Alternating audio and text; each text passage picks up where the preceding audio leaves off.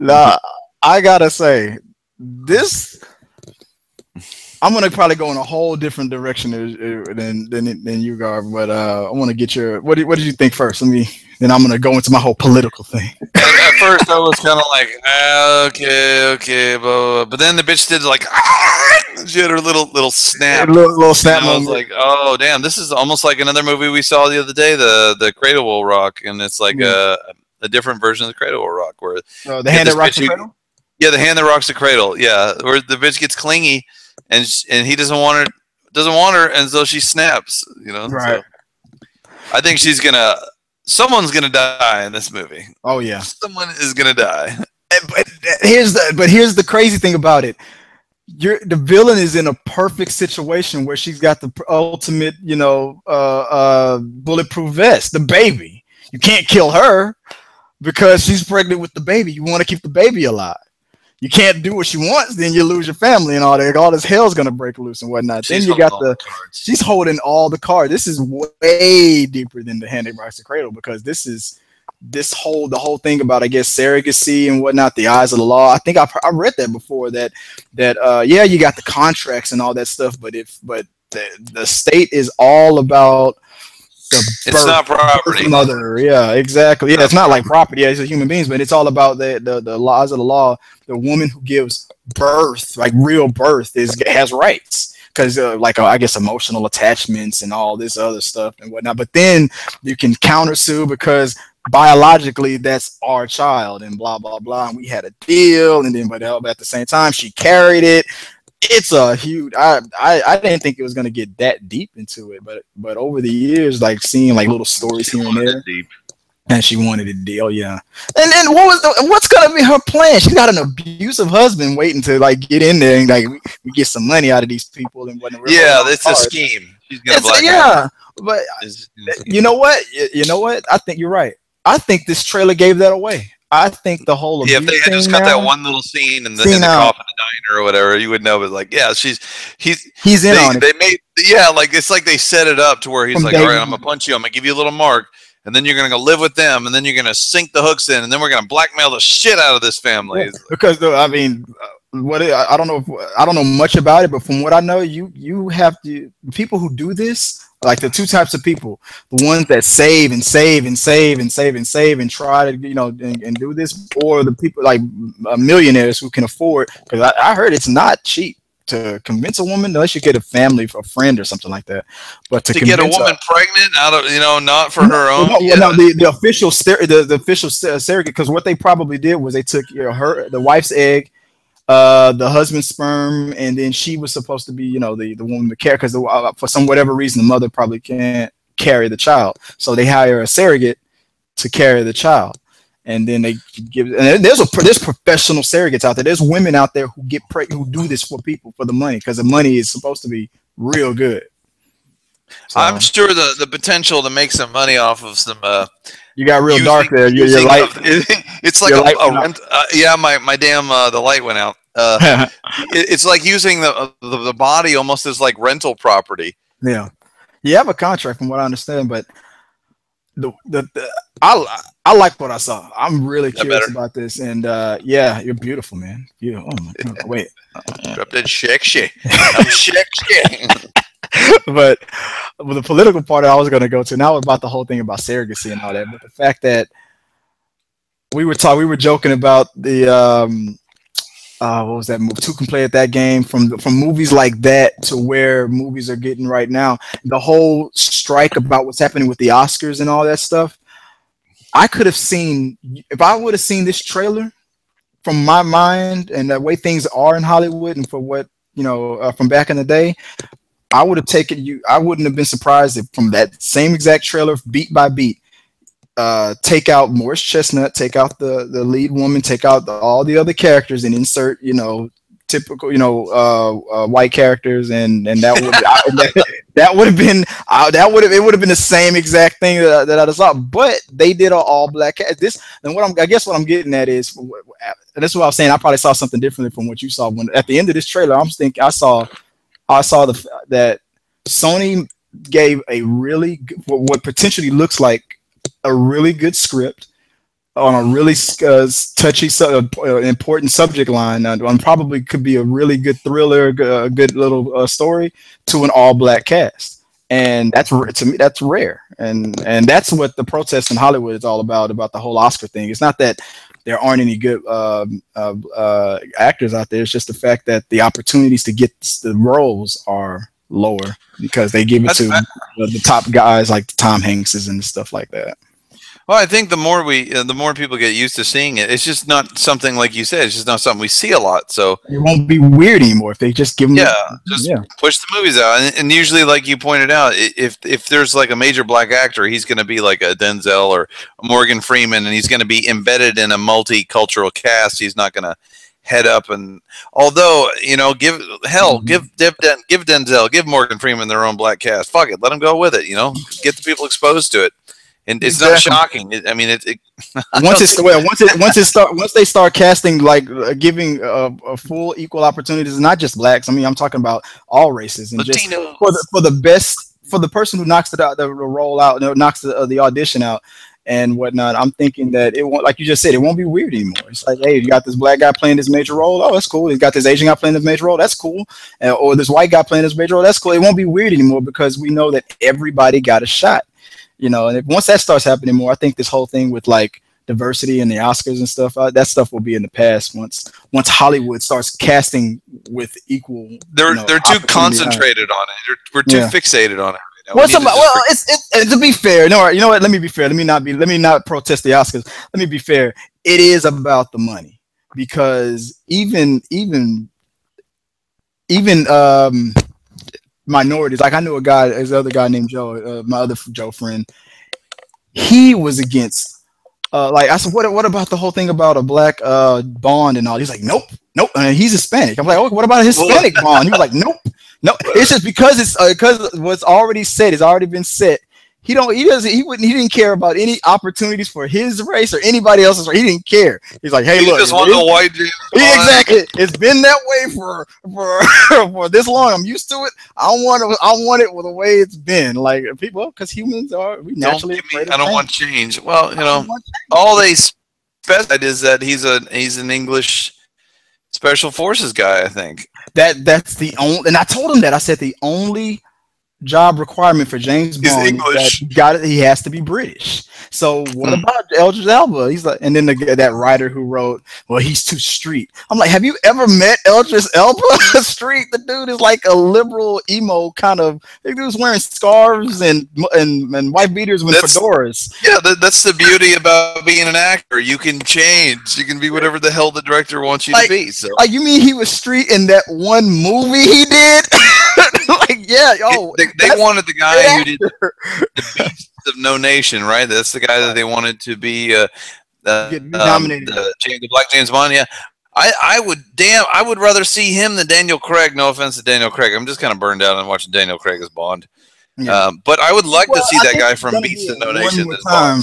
I think Daniel Craig's going to do it one more time. I like the fact that Daniel Craig brought Bond from the campy little goofy kind of. It was almost like watching the Batman TV series from the 60s to Tim Burton's Batman. Yeah, right. That's to me what Daniel Craig did for Bond, because what the dude was doing in the 90s, it was good, but it was still kind of, I don't know what the word is, campy.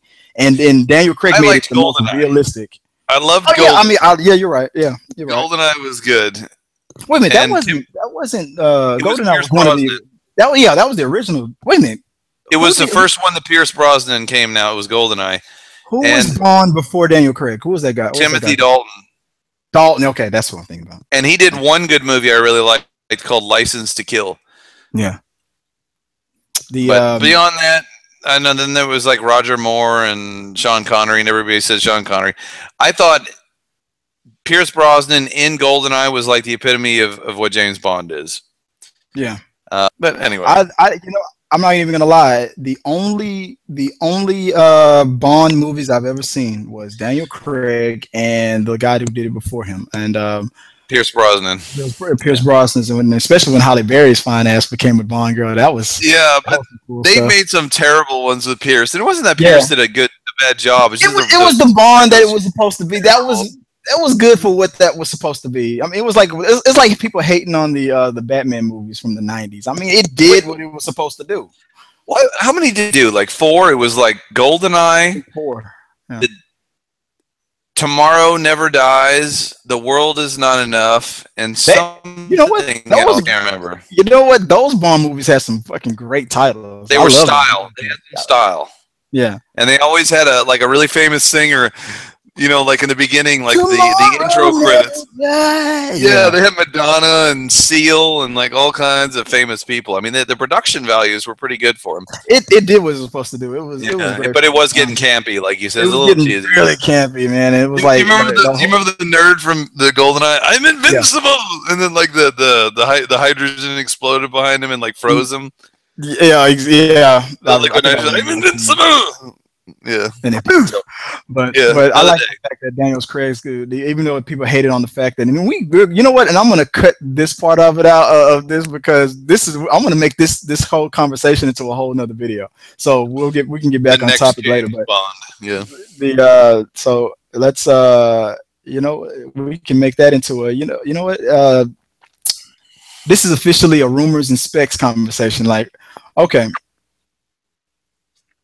Will the next Bond be? I have 2 theories of what's going to happen for the next James Bond. Does Bond have to be white?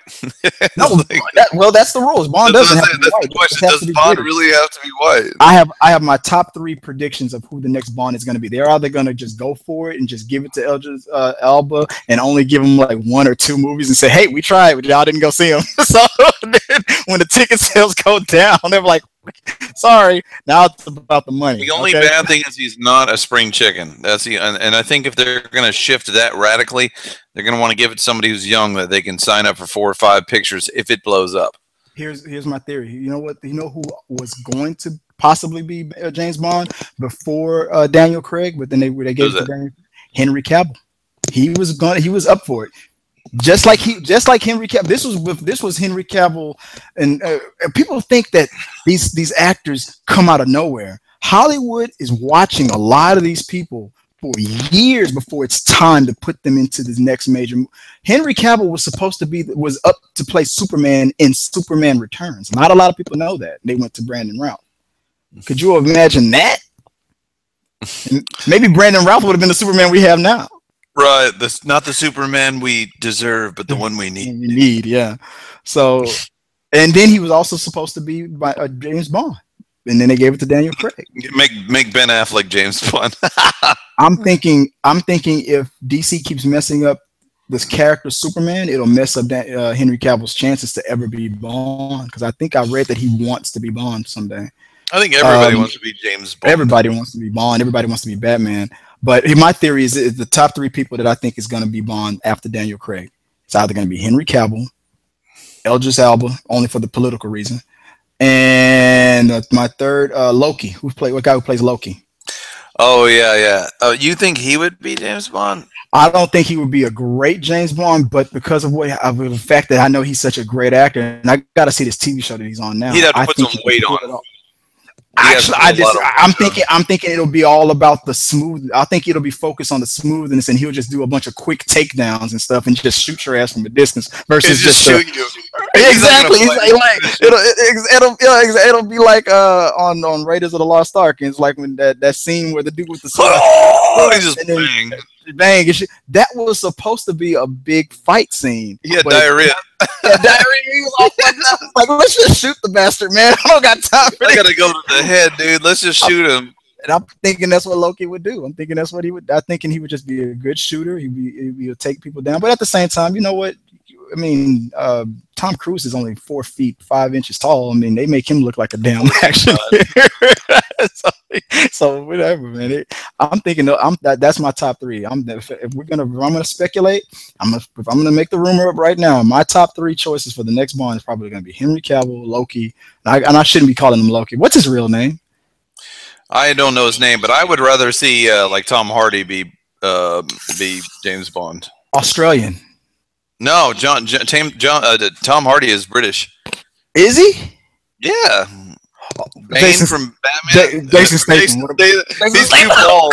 He's too I bald. know, but how badass was that? They could CGI his hair and. But fuck it, let him be. He doesn't have to be. They didn't say anything about him being Right, he can be a bald Bond. a bald James Bond. Bald. Dude, Bald. could you imagine? Could you imagine Jason Statham just coming out? James Bond.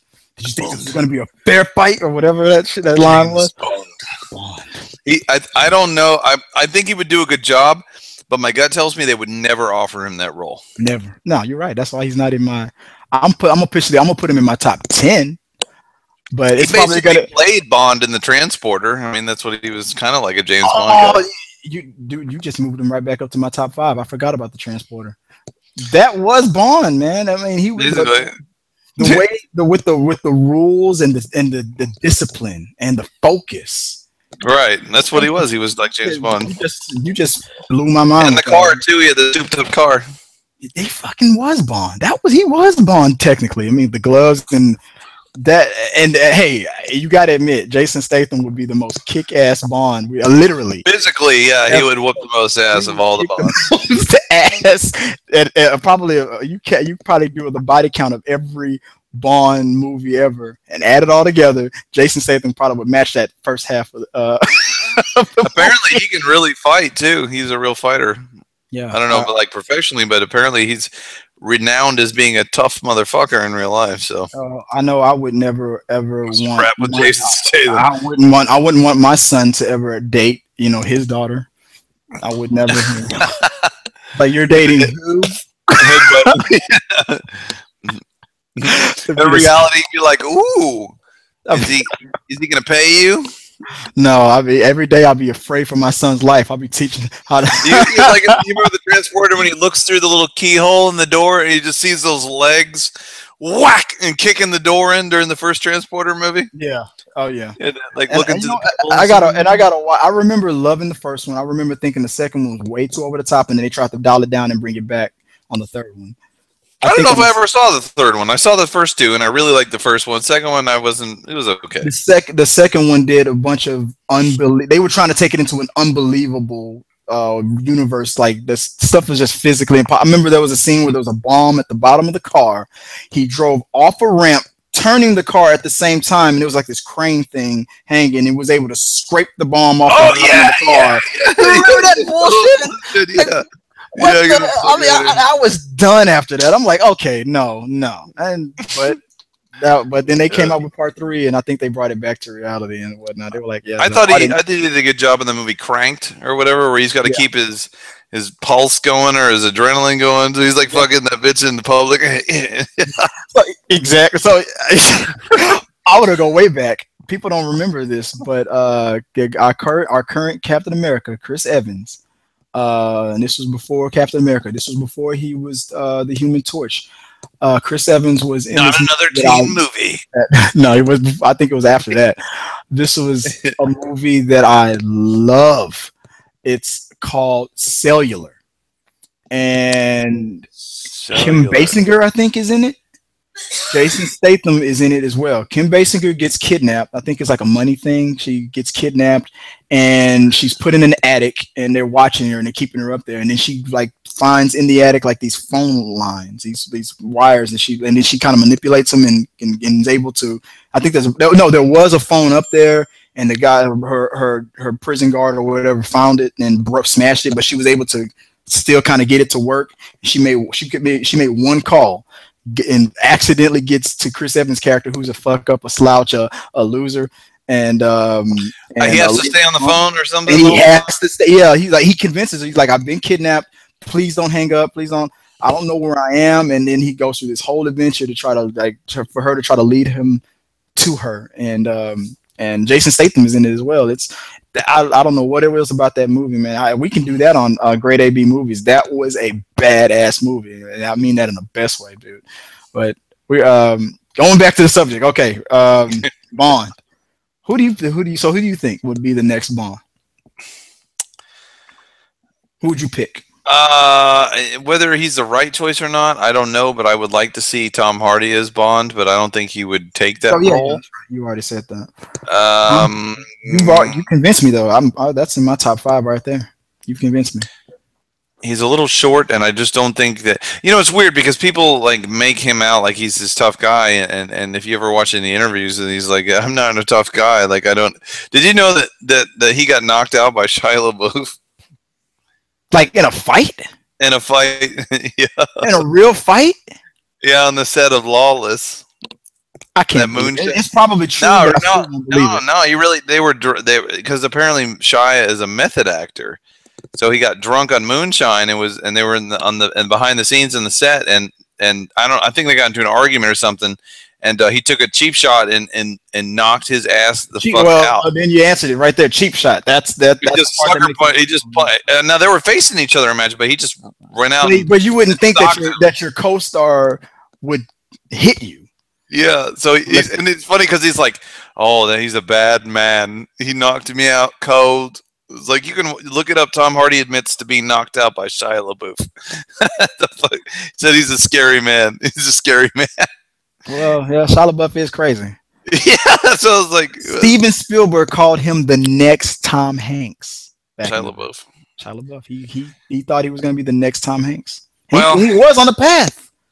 I thought the best movie he ever did was a golf movie called The Greatest Game Ever Played, and I heard that he did amazing in that movie. He did. I mean, most people will tell you it's a boring movie, but to me, I enjoyed it. But anyway, so. The another thing. Let me just we should call this, instead of rumors and specs, we should call this just rants and rants. Just continue to just jump topic. Running rant. Maybe we should just do that. You know what? This is no longer a rumor and specs episode. This is just ranting and just build on different topic after topic after topic. I like it. That's what I'm gonna name this. This started off as and I'm gonna keep the trailer in it too. Starts off as a trailer preview, and it just evolves into a whole mess.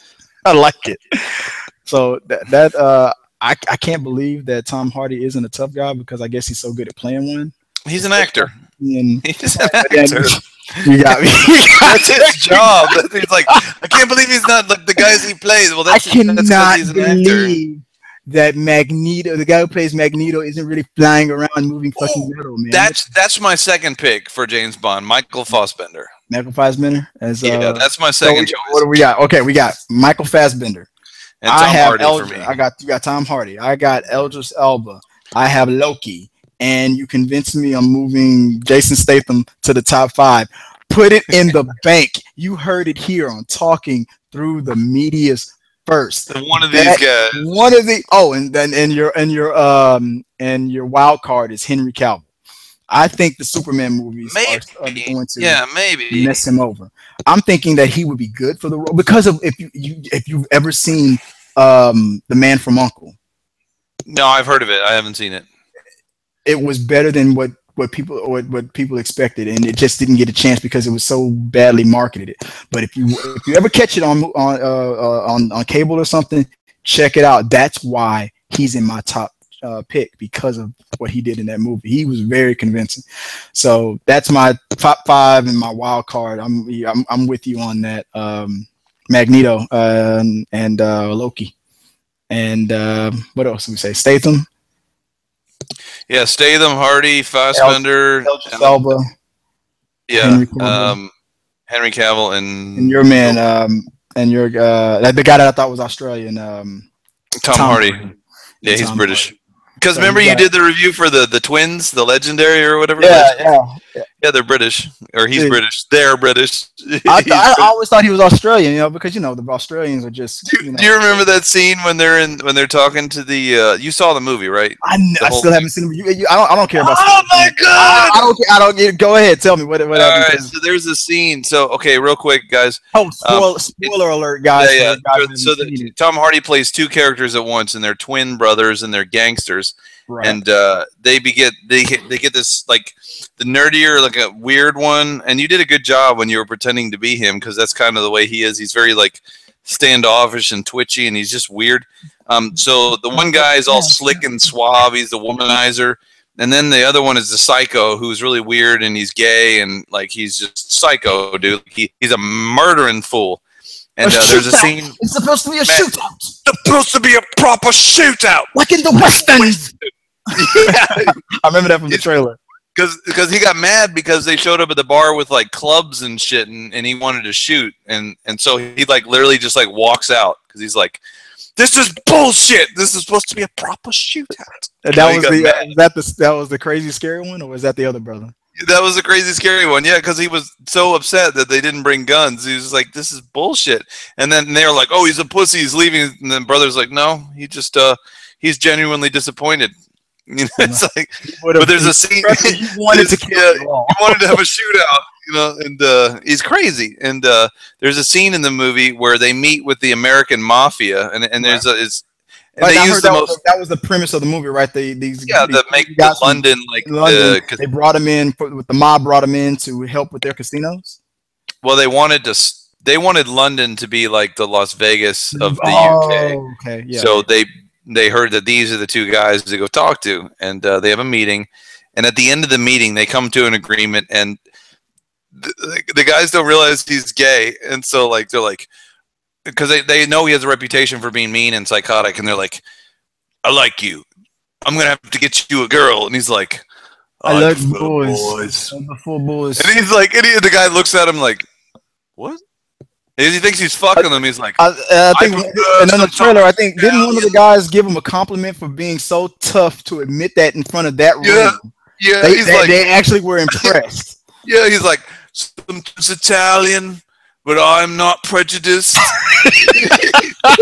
I'm not prejudiced. And the guy looks at him, looks at the other guy. He's like, "That's fucking good. I like you, dude. Good for you, man. Good for you." And he's like, "Because you just don't give a fuck." Right. You gotta. Hey, you know what? And that's what I used to tell people all the time. Like, just be yourself, man. I mean, like I'm going to go off on another rant about something else. Like guys who've never had a lot of black friends or whatnot, and they feel like they have to try hard or do something or say something that they've seen. They're usually bringing whatever stereotype they're bringing to the table, and they thinking that's how all people talk, and they come off disingenuous, and then we can sense it and stuff. Like if you say like even if you say, "Yo, all right, my brother," and it comes off weird, we can hear it in your voice. It's like black people's ability to know if a white woman would be attracted to a black man. We don't know why, but we just sense it. We can tell. So it's the seventh sense. It's a seventh sense, and we can always hear it in your voice, whether you're serious or genuine. So if you're like, "My man," I'm like, "No, don't do that." But but if you ever to say, "My man," I'll be like, "All right." There's one scene in the movie, you guys, that will emulate exactly what Chris says. That Clint Eastwood in the movie Gran Torino. Mm-hmm. There's a scene where, and it's actually Clint Eastwood's son. He's walking this Asian chick. Gran Torino, the video game? No. It's like, oh, you've never seen Oh, shit. Oh, man. It was one of his last movies that he made of recent. He plays like a Korean vet who's all grizzly and angry. The director, what's in the Dirty Harry? Clint Eastwood. Clint Eastwood. Yes. Yeah. I heard of it. It's Clint Eastwood's son is in the movie. Yeah, I heard that it was a good movie. Well, his son is walking this Asian chick down and through this rough neighborhood, and these black guys like stop him and like, "What are you doing?" You know, and he's like, "What's up, mom, brothers?" You know, and like he turns his hat back and sideways. He's like, "What's up, my brothers?" And they're like trying to like make friends with him, and they're like just kind of like push him to the side, and they start talking to his chicks and like, "Man, don't brother me," you know, because like you can hear his voice, because he was talking to the chick walking down the street, but then as soon as these guys mess with him, "What's up, my brother?" You know, all this bullshit. They pretty much picked out that because of that now we got to find something to mess with him with. Now his girl's right there. Okay, so since he's a weakling, he's not gonna do nothing. But it's the best scene in the movie because they're talking to this chick, and this beat up ass pickup truck pulls up, and it's Clint Eastwood, and they're all like, "What the fuck you looking at?" And he's just like looking out, you know, Clint Eastwood, he just looks at you and looks at her to them, and then he opens the truck door and gets out, and Clint is big, you know, and he's like, he has this one line, he's like, "You ever notice that every once in a while you come across somebody you shouldn't have fucked with?" And he's like, "Well, that's me." But the way he delivers it, "You ever notice you come across somebody you shouldn't have fucked with?" "Well, that's me." Like, you can YouTube the scene. It's great. And he like sticks, and they're like, "Get the fuck out of here before we mess you up, fool." And he sticks his hand in his pocket like he's gonna get his gun, and he pulls his fingers out, and they all lunge back like, "What the fuck?" You know, like, this man's crazy. And he's like, get in the truck. I'll point, to the lady. Well, he's pointing his fingers at the guys, and they're like, man, she ain't going nowhere. And then he read the real gun. Get in the fucking truck. But the last thing about the scene, so his son, who is not related to in the movie, is off to the side saying, yeah, man, I appreciate it, man. He's like, shut the fuck up. Like, he has no respect for the, he's like, and he's like, yeah, he's like, and what's with all this brother shit? You can tell these guys don't want to be your brother, and I don't goddamn blame them. He's like, all right, get your pansy ass out of here. All right, that's it. You're done. When you've already sold me, stop selling. That's it. I might have to watch this movie tonight after. And it's his son too. I'm gonna have to watch this tonight after we get off the game, man. Gran Torino. I gotta watch that. It's got some of the Clint Eastwood's best lines in those movies. I've used sons of bitches like you, like for sandbags. Because these Koreans are trying to get on his yard, and he's telling them that he used to shoot them back in the war and use their bodies as sandbags. Oh my god! Okay, that's it. No more. That's it. I'm gonna watch this movie now. I gotta watch this movie. So okay, I'm gonna watch it tonight. That's funny as hell. I'm gonna have to watch that. And then I'll give a review on it. Gran Torino, a little late Gran Torino review. Late Gran Torino, exactly. Hey guys, I finally caught it. You've asked me to review it, and this is it. Good. It's good, man. It has some of his best lines in that movie. And there's a little bit of action, but it's just what he says. Him being an old hard ass that you're just like. I've known guys like that. It was funny how you were describing him. I knew a guy when I worked overseas. His name was Braun. We call him Braun, but his full name was Brondon, but his last name was Reinhold. And I don't know if you remember the old TV show Night Court.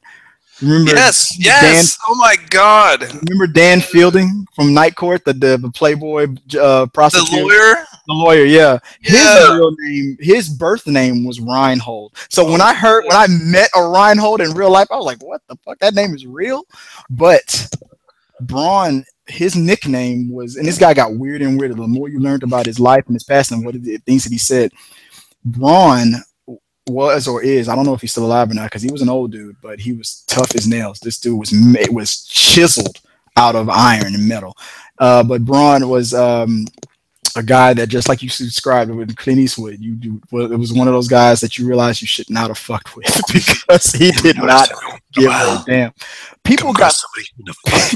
People got fired from that job for like very little things, political things. People were targeting you and they didn't like you. They would gang up on you and find a way to get you fired through HR.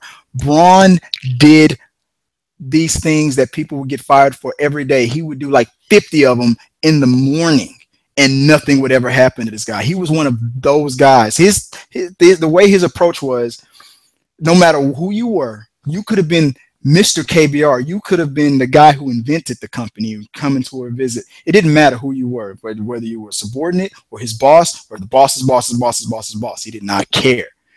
He would, and when you introduced himself to Braun, he meets you. The first thing he would do would start off with some inappropriate, disgusting joke, something crazy, like I met you. Hey, Sean, what are you doing? I've seen those YouTube videos that you got up on the computer. You know what, brother? You're slicker than come on a cue ball. He would say shit like this to his boss, to females, to this. And the thing is, and here's what he would look for. He told me in confidence. He told me this. He said he would wait. If you laughed the way you just did, that's it. You have now become familiar.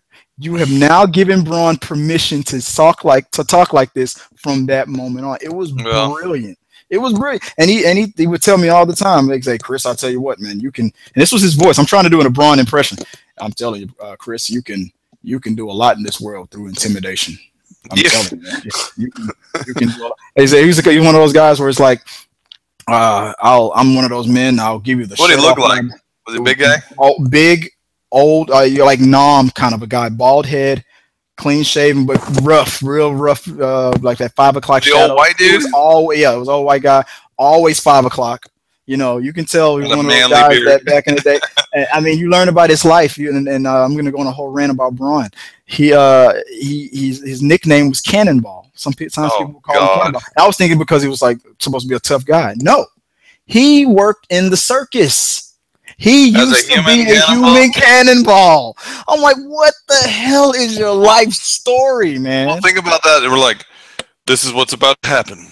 We're gonna load you into a big gun, and we're gonna fire you out of that gun. And he's like, okay. Well, I mean, what else are you gonna tell him that's gonna be scarier than that? We're gonna shoot at you. He probably would have said, as long as you aim me at some goddamn liberal Democrats, then I'm fine with it, brother. I'll tell you that. Goddamn. That's how he spoke. And this is I mean, I worked over there with him during the time when Obama was being elected. Oh my God. I used to go out of my way not to get into a political conversation with him at that time because I was afraid of what he was going to say. Obama. Oh my God. Like it came out later that he was very prejudiced, but he was one of those guys. But if he got along with you personally, he put that to the side as best as he could, and he in a lot of ways he had my back better than anybody out there. If he looked at you as a friend, it didn't matter. He respected. Exactly, as long as you showed him respect. If he already branded you a friend, that was it. It didn't matter if you were black, white. Didn't matter. Nothing mattered to him. You were a friend. You were under his protection. Friend or foe. But if you were an enemy, he didn't care. He lost my friendship when he got into it with another black guy, and he said a word that I can't repeat. And he did. They were the real. And then he thought that it was cool. He thought that our friendship was going to survive that. It's like, no, I never recovered after that. I was like, Bron, I can't ignore that. I didn't turn him in. I should have. I honestly feel like I shouldn't have been afraid to. How old was this dude? I'm telling you, he was in his late 60s, early 70s. But I let it slide because of the fact that I was the kind of guy that just minded his own business and just wanted to work, and I just worked. Eventually, he got what came to him because in the end, he just wasn't doing a good job anymore, and it all caught. His heart was in the right place when what he was supposed to do. He was a mechanic. And it was just catching up to him. He was just making too many of the wrong choices. Things that were okay in the past that weren't okay now with the new direction the company was going. And he wasn't about to change for anybody. This was a guy that does not change. He was a great guy in a lot of ways, but the wrong guy for a lot of reasons to be out there. But I mean, oh man, God, tough as nails. That everything that you said about Clint Eastwood in that movie, I just thought of him. It sounded exactly like what Ron could probably put his fingers in your face like that, and a fucking bullet would have probably came out of that fucking hand. Like, did I just hear your fingers cock? Like, what the fuck was that? Well, he did. He cocked his thumb back like he's got a gun. He's all like moving it back and forth, and they're like looking at each other. What the fuck? This man's crazy. I got to see that movie now. Not only because of the way you describe it, I'm thinking that I'm going to have a flashback of some stuff that I used to see overseas. But anyway, man, these subjects really. I actually like this, man, because that's kind of how, you know what, guys, you might not know this about me and Sean. This is how most of our conversations go. We'll be on subject A, and then we'll be on a parallel universe by the end. Start on Spielberg, end on Barney. It just exactly. Did you catch that Barney sex tape? Sean, did you catch it? My last memory of Barney was him on Beavis and Butthead getting his hands on fire. On the new episodes that they brought back? No, the older one. Because remember when he used to be like, fire! And then they took it out of the episode. I think I remember that episode.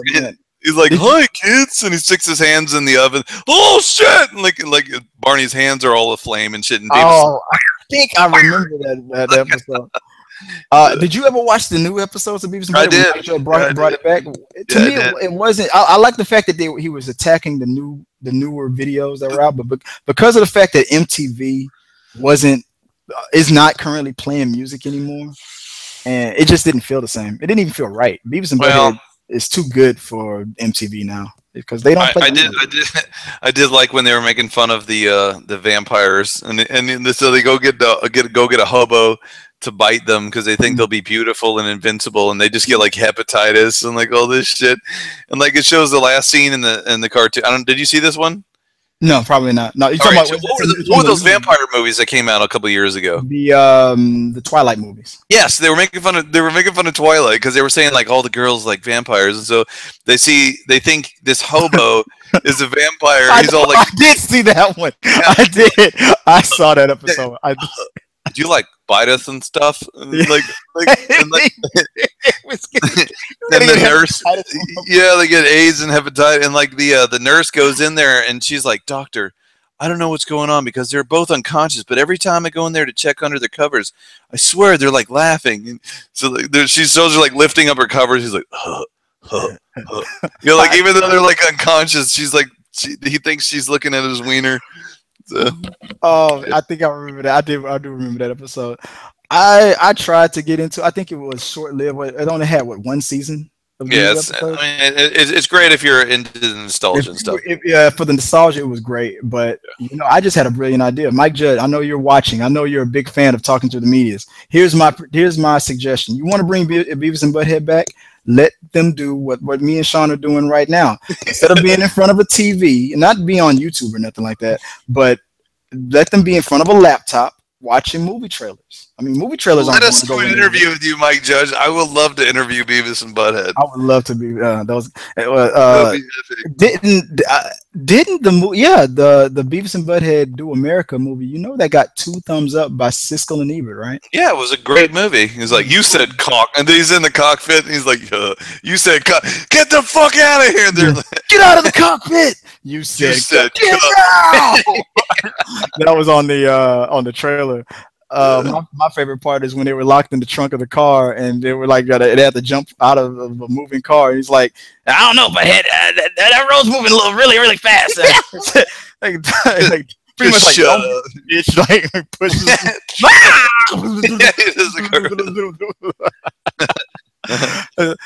lady seatbelted him. He's like, "I love you," like just because he puts on his seatbelt for him. He's like, "I love you." We're gonna go to Vegas and we're gonna play the slot. He's like, "Oh yeah, there's tons of sluts. There's plenty of sluts out there." Whoa, hey, butthead, this chick says that there's a lot of sluts in Vegas. Whoa. A lot of sluts. Yeah, we ought to do a retro review for Beavis and Butthead Do America.